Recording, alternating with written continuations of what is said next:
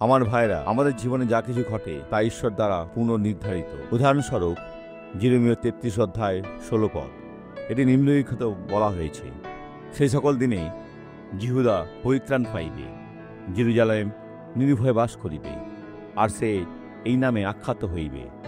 সদাপ্রভু আমাদের ধার্মিকতা এবং ঠিক কখন ঘটেছিল আমি নিশ্চিত নই, তবে আমি জানি যে আজকাল এটি ঘটে যখন আমরা আমাদের কাছে প্রকাশিত বাক্যে বিশ্বাস করি। এমনকি যদি আপনি দুষ্ট অন্যায় মানুষ দ্বারা বেষ্টিত হয়ে বসবাস করেন, আপনি ঈশ্বরের শক্তিকে ডাকতে পারেন এবং এমন একজন ব্যক্তি হতে পারেন যার কাছে কেবল ভালো জিনিসই কাম্য, এবং তারপর লোকেরা বুঝতে পারবে যে খ্রিস্টের তাদের জন্য একটা উপহার রয়েছে। এখন প্রার্থনা করব। পিতা, আমি জানি না এখন কতজন কষ্ট পাচ্ছে, কিন্তু তুমি জানো, আর আমি জানি তুমি চাও যে আমাদের ধার্মিকতা এই মুহূর্তে কাজ শুরু করো, এবং যিশুর নামে আমি আদেশ দিচ্ছি, এই জীবনে যা কিছু বন্ধ রয়েছে চলে যাবে, আর কখনো ফিরে আসবে না।